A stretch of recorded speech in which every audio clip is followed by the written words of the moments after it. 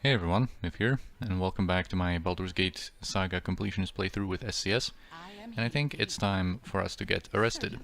That's a possible thing that can occur after our return to Baldur's Gate City, and I think now is the time to show that off. So there should be some Flaming Fist guys over here. And again, they're going to talk with us first, giving us some insight here. You will lay down your arms and come with us, or by order of Angelo Dosan, you will be killed where you stand.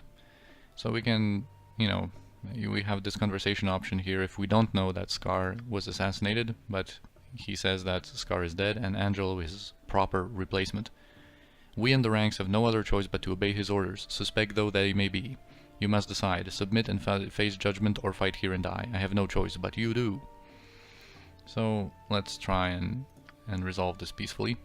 Of course, he says that we will have a fair chance, or, a fair trial, but it will be nothing like that.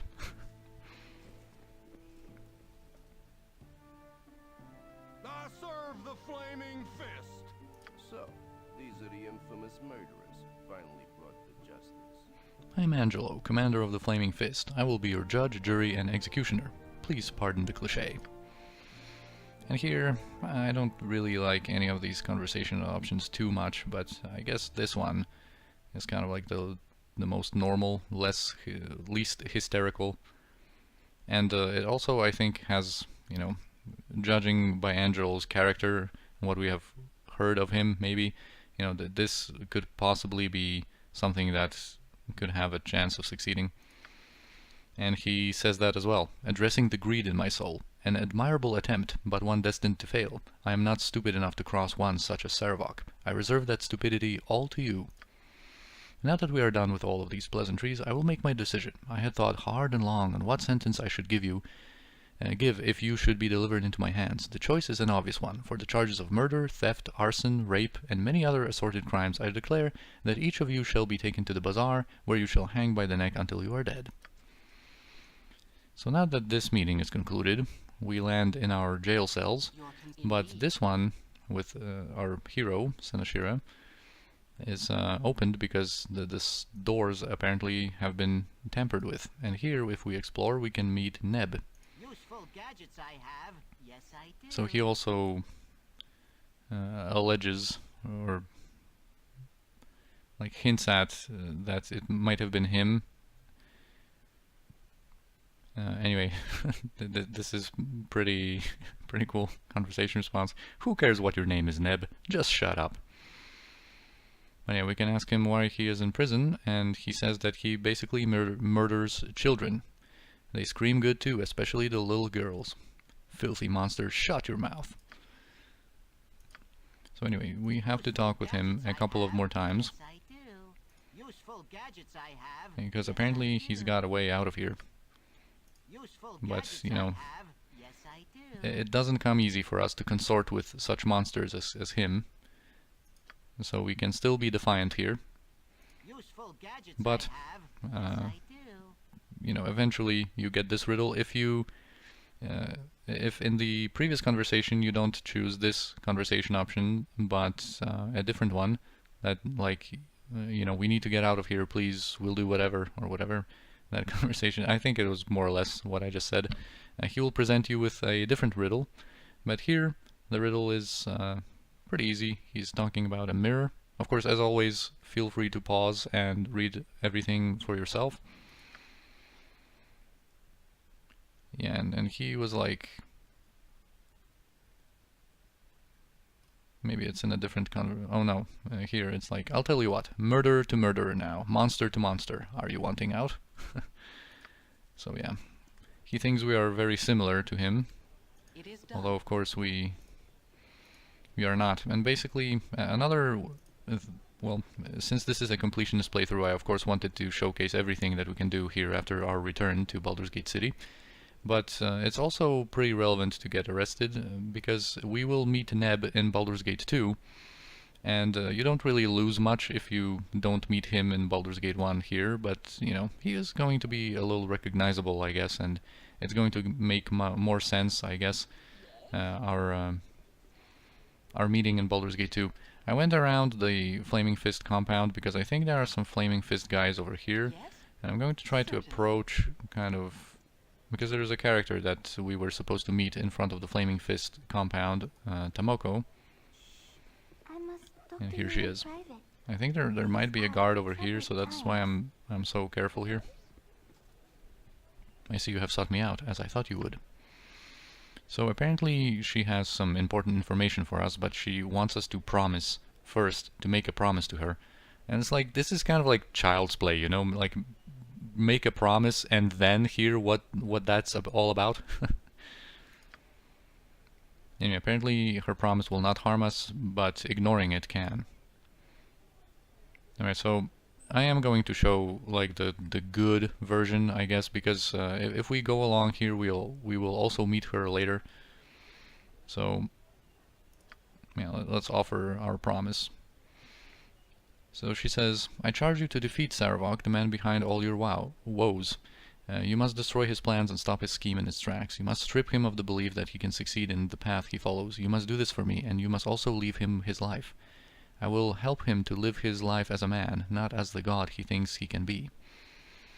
So we express our doubts here.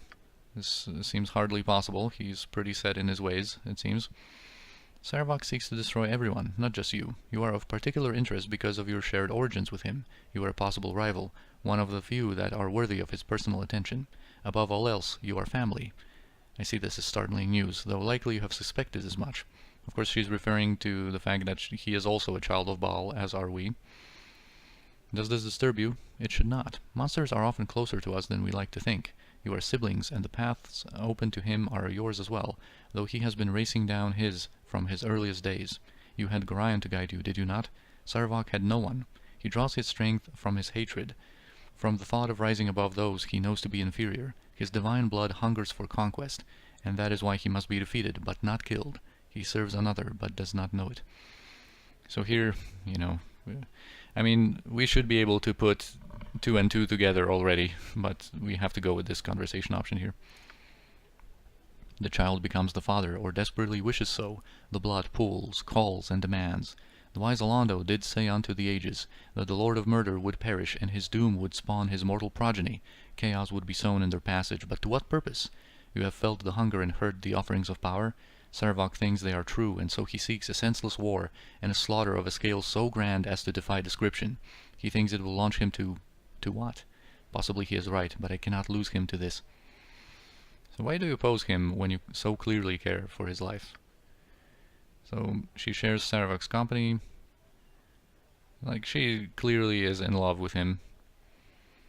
I would save the man within the beast he wishes to be. I do not believe he will survive his plan. It is all based on conjecture at best. He feels that he has been chosen and that he will become more than he is. I do not share this belief. Gods are not known for bequeathing their powers, especially if they have foreseen their deaths.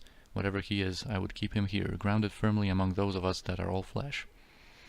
So yeah, let's claim that we shall strive to stop him, but leave him with his life if it's possible. Yeah, Saravok can be redeemed, as could you, should you one day pursue the same path. So of course she again says about Duke Eltan and Entar Silver Shield, but the new piece of information kind of that we got is that we have to go to the Undercellar. There you will find Slythe and Kristen, 2 unsavory beings that revel in the violence Saravok allows them to commit. They are no more than animals in human guise, even by the standards of the company they keep. Kill them and you shall know much of the plan. If you do not know where... Well, okay, we know where the Undercellar is located. So yeah, that's basically the only thing that you need to do when you come back to Baldur's Gate City that I mentioned before. You just need to go there and kill them and get some of their stuff. And that's basically all you need to do. But anyway, let's explore more of the story here. She also mentions that atop the Iron Throne base is... like, you must have seen this coming, you know? It's also about another woman who is apparently now Saravok's chosen or favored or whatever they called it. So she apparently has kind of lost Saravok's favor, maybe. Some other rival chick. We should just leave them do their catfight, not get ourselves involved, but whatever. Anyway, her influence apparently is a poison in Saravok's souls. If she were removed, I know he would listen to reason, to my pleading. Cythandria, or Cythandria is her name, and she holds much power in this matter. She seeks Saravok's favor as well, though she is content if he self-destructs, so long as she profits in the deed. And he cannot know I have helped you. Alright, so I am actually... I want to proceed pretty openly into the Flaming Fist compound, because once we are inside, there's going to be a group of Angelo's mercenaries that we can have a little fight with, and we will actually not suffer any reputation penalties. But now the outside Flaming Fist officers are going to be hostile. We're not going to get another conversation out of them, now that we have been arrested and escaped prison. And, you know, they will still... Okay, they are not... They seem to be not here. That's very good. I'm not going to buff up because this fight is really easy. They are like cleric mercenaries mostly. And they have some basic spells, but it's nothing too major. But anyway, these normal Flaming Fist officers outside, you will still lose reputation if you kill them. But these guys inside are like mercenaries apparently. Yeah, you'll find no friends here, Senashira. Angelo now commands the Flaming Fist. And friends of Duke Eltan can only expect death from Angelo's new order. So he summons some guys, some mercenaries, and they have some basic clerical buffs. But they're nothing too scary. I am going to direct my archers though to interrupt their casts. Benji. And some mercenaries. So yeah, what did he cast there? Hold person. That might be dangerous if it lands. And it did land, of course. Okay, now we need to get some guys in there to provide them with some more targets and interrupt their spells. I'm gonna have Senashira survive all this while she's held.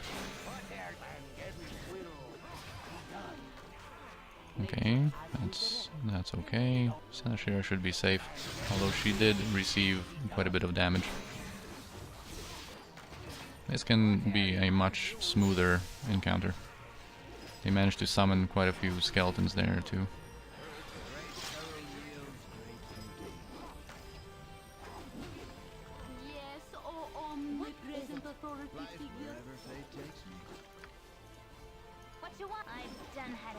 So skeletons, of course, pretty resistant to missile damage, so I'm not even going to waste my shots on them with Imoen. And now that we have others available to fight this skeleton, I will pull Koran back. I guess Kira and I got stuck. Not anymore. Can contribute some damage. Alright. Okay, so we need to wait until Senashira is back with us. They don't really have anything.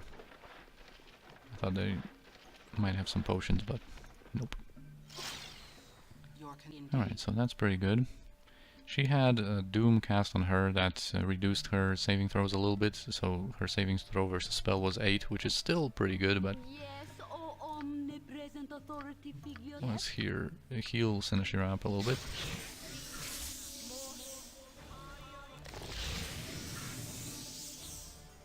Alright, now let's proceed upstairs. Every crime must be punished. And here's Kent. Don't make too much noise. My name's Kent, and I want to talk to you. I remembered a bunch of you from when you worked for Scar and Eltan. Well, since you've been gone, things have gone downhill. Eltan's taken ill. His healer Rashad keeps on saying that there's nothing he can do, but I know better. He's no healer from what I've seen. Anyhow, it don't matter. I've decided to desert the Flaming Fist before things get too hairy. I don't want to lose my life over whatever power struggle is going on in the city. So yeah, thanks for the information, Kent. And now let's confront Rashad. We know who you are.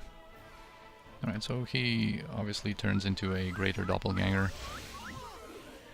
That was of course a greater doppelganger impersonating a healer and actually creating the illness of Duke Eltan instead of trying to heal it.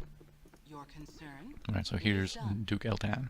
Oh, I'm so tired. So now he asks us to take him to the Harbor Master's building. Harbor Master is apparently a good friend of his, and he's going to you know, take care of him. He's going to be able to recover there. And he also tells us about Slythe and Kristen. Even if we didn't pursue like Tamoko's aid, here is another situation where you can get the info about Slythe and Kristen. Indeed. And he also says that he fears for the lives of his fellow dukes, because apparently Slythe and Kristen's are assassins. Certainly. And they may share the fate of Antar and his fate, I guess. That was in store for him, I guess, if we hadn't rescued him. So again, I'm going kind of around because I think this is the point where on the map here where there's usually a group of 2 of these Flaming Fist officers. But before we leave, there's also one conversation up here, which I hope I will not forget before we leave this area. But I am here. here also, there's one thing that I didn't know for a long time. I didn't see a reason to come here. But do you remember our buddy, Aldev? Aldev, Sash and Star, that we've rescued It is done. from the doppelgangers here? There is actually a little thing that changes here in Chapter 7. We can pay him a visit because, of course, in Chapter 5, after we helped him, he said that if we ever need anything, just, you know, we should come to him, and he's going to help us Certainly. best way he can. Yep, I'm gone. Well, you can probably see where this is going by what I'm doing here with the positioning of my guys. But let's talk to our buddy Aldev. It is done. So he wants to go to the antechamber with us and discuss things, but we can discuss them right here. But as you can see, some guys spawn here, and he wants to stall us, I guess, keep us here, keep us busy with a conversation while an ambush is being set up upon us. So we can tell like whatever to him. It doesn't really matter. And the Flaming Fist enforcers are summoned.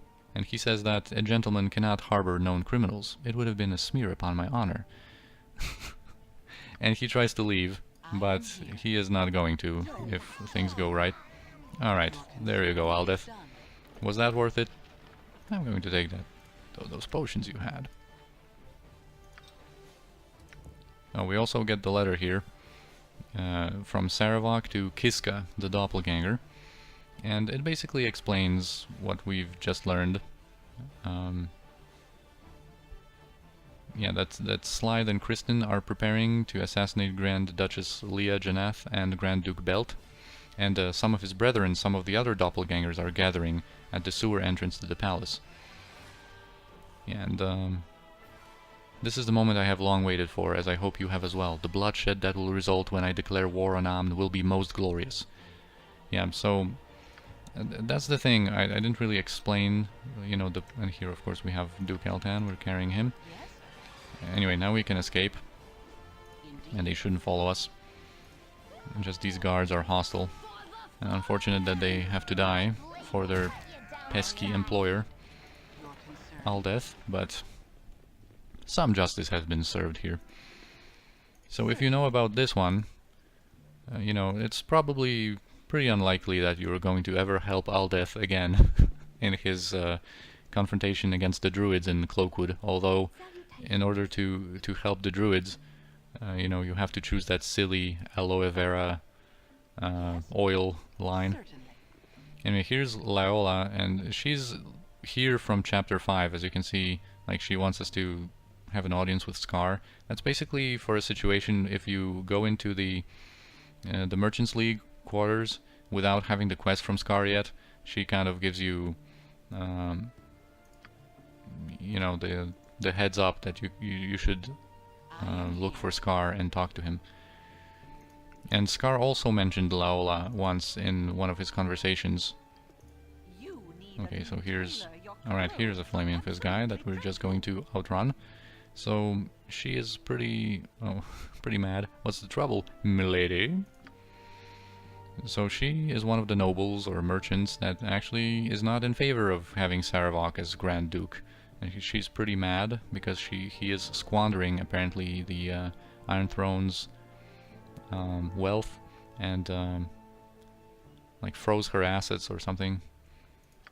So we're not going to have any sympathy for her for consorting with the Iron Throne. Yeah, she is going to speak with the Grand Dukes about Sarevok's conduct. Imagine, he secures himself as leader of the Iron Throne and then all but destroys its mercantile credibility by practically sacking it. I think he froze like someone else's assets. I'm not reading these conversations here. Of course, you know, pause and read is the way to go. I'm just talking from memory here, and I think I'm confused this conversation with a different one. Anyway, there actually is a little bit of a conversation that we can have here. It's going to be Addie. A pleasure to meet a socially acceptable person. Apparently, she has heard of us, and she obviously tells us again about Sarevok's plans to basically, you know, have a war with Amn, the most powerful nation, nay, empire in the hemisphere, that would crush Baldur's Gate in an instant. Yeah, so basically, yeah, I was about to kind of, you know, say it plainly about Sarevok's plans. He's playing his own game in this whole situation here, of course. And of course, you know, as we know, and it's going to be explained a little bit later too, but of course he wants to, now that we know a little bit more, and it's been said kind of directly a little bit already, that he of course wants to, he's a child of Baal as well, and his plan is of course to use the Iron Throne's wealth and iron and establish himself as a Grand Duke here to take control of Baldur's Gate and wage war against Amn, to then incite such a slaughter on this like grand scale for that to ascend him to godhood, so that he can become the next Lord of Murder. Certainly. You need something strange. Right, here's... Well, I should be more careful here because there might be some Flaming Fist guys, and I don't want to attract their attention. We should all be invisible, but I'm just too lazy. Especially since we're going to fight soon, so our invisibility would be broken anyway. Anyway, here comes Brennan Risling, and this name is actually pretty significant because in Baldur's Gate 2, pretty early in the game, we can meet a group of adventurers, I guess, or mercenaries that we can fight against. And one of them, the thief of the group, is called Brennan Risling. So this name is just directly reused for a completely different type of character, and that thief in there is actually pretty significant because once he gets low on health, he attempts to flee, and we don't really, well, once we get to Baldur's Gate 2, we will hopefully not let him escape because he has a ring of invisibility with him. That's the most kind of important piece of loot on him. Anyway, so yeah, the rumors of war being close. He says that, yeah, it's inevitable by now, I figure. That's why we need someone like Sarevok as Grand Duke. He's with the Iron Throne, and they've got good iron. Funny how something small like iron can win a war for you, or at least make it a little shorter and more livable for us poor folk. Here also appeared a new person. Oh, here's a Flaming Fist officer. Anyway, I'm going to go with all my guys. Or actually, let's just talk to Colebar. He has nothing to say to us, and he's pretty rude, so we're going to kill him. Basically, he is an agent of the Zentarim, and if you have Monteron and Zar in your party, he's going to have a conversation not unlike most of the others that we've had after we returned to Baldur's Gate City, telling us, you know, giving us the inside scoop there about Duke Eltan being sick and Scar being murdered and stuff like that. So we can just kill him without... because he's an evil guy. Without any negative consequences, we can take care of him. I just want to take the attention of this Flaming Fist guy with Senashira, move my guys over to the entrance to the to the Iron Throne Tower. Okay, I didn't do that properly. But keep going, guys, and I'm going to keep Senashira near this dude. Alright, and now we're just going to kite him away. Okay, there's another one. And I think what I might do, just to make it a little more peaceful, so that the combat music stops and whatnot, I'm just going to kite them away and go invisible. It is done.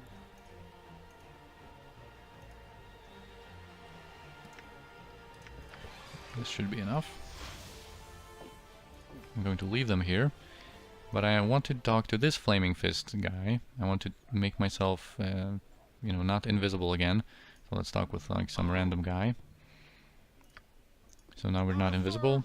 This Flaming Fist guy approaches us. So we're, you know, normally when you try to like keep your head down, lay low, this might be a little scary. But actually, this is just a peaceful encounter. He doesn't recognize us. He doesn't recognize us.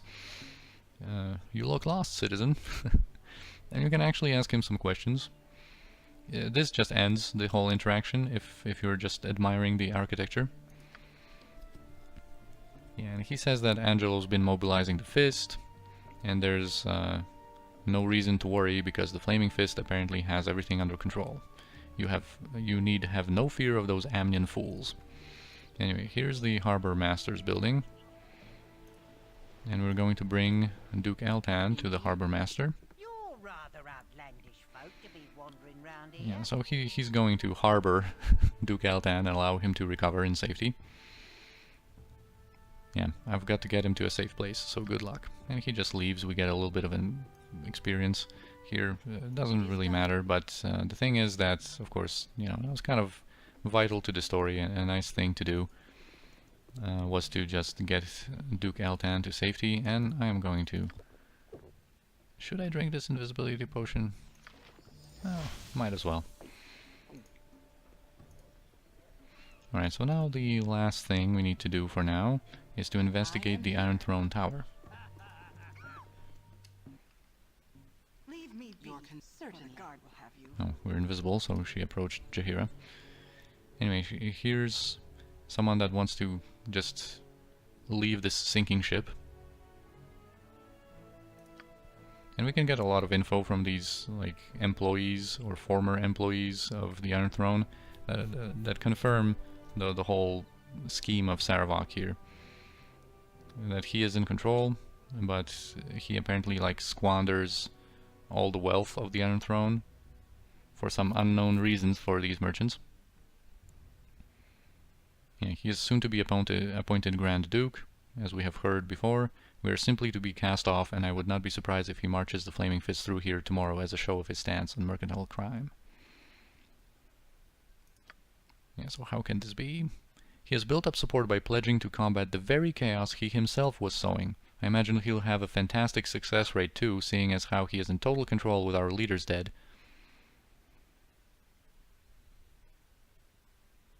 Yeah, so we can ask further. She doesn't know his exact plans. But yeah, the plan was before to, you know, establish this whole Iron Crisis so that, of course, the Iron Throne could emerge as saviors and, you know, have different sanctions against Amn and increase their trading power of groups like the Knights of the Shield and basically get rich.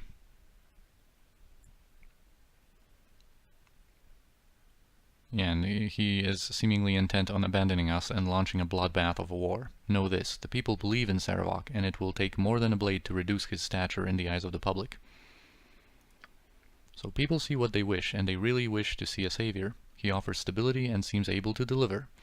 That is more than anyone has been able to give them so far.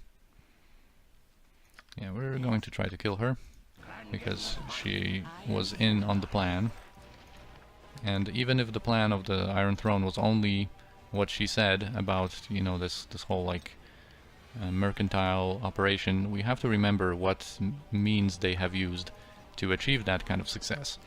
You know, they still have slaves in the Cloakwood mine. They still recruited bandits to raid caravans and everything like that. And these guys were okay with it. So we're going to kill as many of them as we can. Here's Pang Wallen. Say goodbye to Pang Wallen, I guess.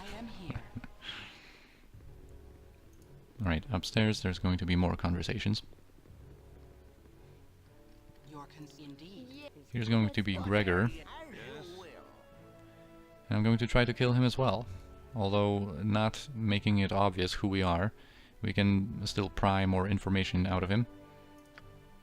Yeah, everything is falling apart as we speak. And one person is to blame. Saravok, of course. He craves the power of the Iron Throne, but for what purpose I do not know. He throws away gold like it was copper, and uses our best laid plans to inflame governments instead of bargaining for wealth. Yeah, he's in line to become a Grand Duke because of his efforts to find his own chaos, but I doubt his coronation will stop his lust for carnage. So if we say that we're here to kill Saravok for what he has done, he's going to let us pass. But let's say this, because he's not sure who killed the Iron Throne leaders, whether it was Saravok or us, but he's just, you know, will make sure to attack us as well, because apparently one of the Iron Throne leaders was his father, and in a different dialogue option he will also mention that. So maybe he was like Thaldorn's son. But, you know, his attempt on our life is not very impressive. And also, I think one person that a lot of people might miss is this guy over here. Trey. And he recognizes us, but he's not going to do anything against us. Yeah, he was never interested in the Iron Throne in the first place. The Iron Shortage was to be an elaborate plan to gain power in the region. It was to strain relations with Amn, thus reducing the activity of the Knights of the Shield and ultimately reducing trade with them through legitimate means. We would step up to monitor in sanctions and pocket hefty sums in the process. Such was the plan, but Saravok apparently had other ideas.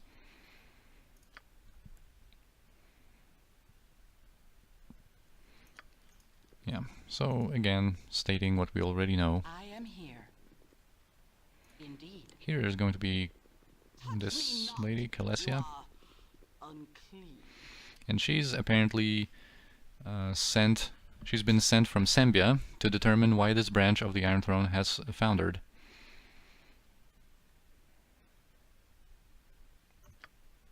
Yeah, so we can kind of play along.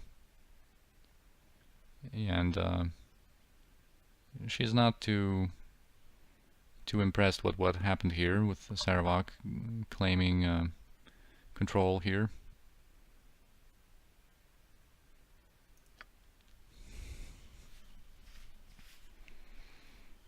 So yeah, basically she doesn't want to fight. Whatever we say here, she's going to try to flee. She doesn't apparently have time, but she believes that this branch of the Iron Throne can still be restructured if Saravok was to be removed. Yeah, a setback, yes, but we will eventually recover. Your concern. Well, you will not recover if everything goes well, and it did. It is done. So another one of them goes down. Another one bites the dust. No time to Your chit-chat. certainly. So here's Worthing. He knows of us as well. Yeah, I know that you are the unwitting dupe of Saravok, as we were. As were we. Yeah, it would seem that he sacrificed our leaders just to discredit you, knowing that you were perhaps the only ones that stood in his way. Of course, he also became our leader and the Iron Throne himself, but he seems quite beyond needing us now. Alright. And now, before this episode ends, let us have this fight, because I don't want to leave this, or end this episode without this fight. I said there would be a fight, and I am about to deliver. So let's do some light pre-buffs, nothing too major, although this fight can be a little tough, because we're going to encounter a level 11 mage, and she's going to have some pretty rough helpers with her, and that's basically the most important thing. You're a queer fellow. Let's use more of these like spirit armor spells. What you want? Let's buff Senashiro with that. I'm gone. And let's haste ourselves.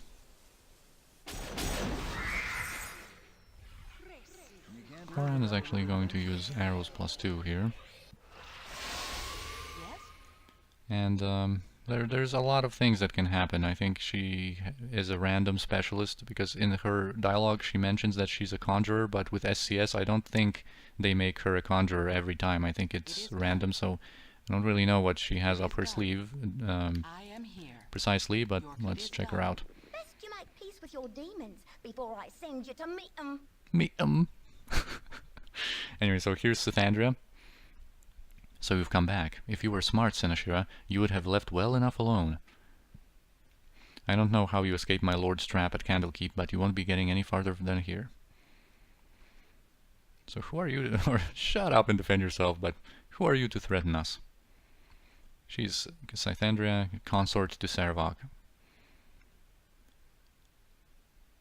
Yeah, and she of course confirms that we share his heritage with him, with Saravok.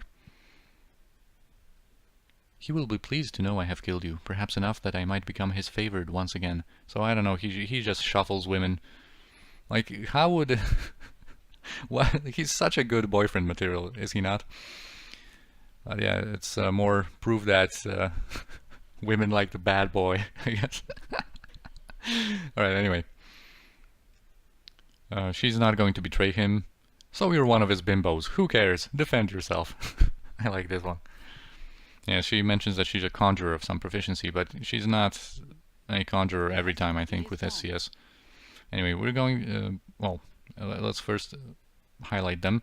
They are Ung and Arg, and they have these names because normally in the game they are ogres, which at this point are not too tough, but SCS upgrades them into stone golems, and they hit very hard, and they have 100% magic resistance, so that's why I swapped my arrows of acid, because they will not do acid damage to them. But they are not like resistant to any other type of damage, or I believe they have no other resistance, so just to 100% to magic, and she's a level 11 mage, so we'll see what she's going to do, but let's try to get rid of these golems first, because they can hit like a truck. But they are not too tough themselves. So one of them is already dead, and that's basically what we want to do here, is to just get rid of them quickly. That remove magic happened. They can also slow, so as you can see, the remove magic, like removed Jaheira's haste, and she is slowed because these golems have like a special ability that SCS gives them, like golem slow. They like slow everything around them. But now they're dead, and we can focus on Cythandria herself. And now that we have, you know, we have a good hasted team with, you know, high levels, good gear, and stuff like that. Now our physical damage potential is much greater than it was at the beginning of the game, for example, where you had to employ different kinds of tactics to get rid of these mages. And now just our physical damage, the amount of attacks that we have and everything, is just enough to kill her. So everything went very nice here. And her remove magic wasn't really effective on Senashira here or Yeslik, so we have retained most of our, you know, physical damage potential, and it was very easy. Alright, I think this is good for now. We're going to receive a lot of, or we'll be able to uncover a lot of good information off of her corpse and progress the storyline further, so that's going to be something for the next episode. But as always, I thank you for watching. I hope you enjoyed this one, and I'll see you next time.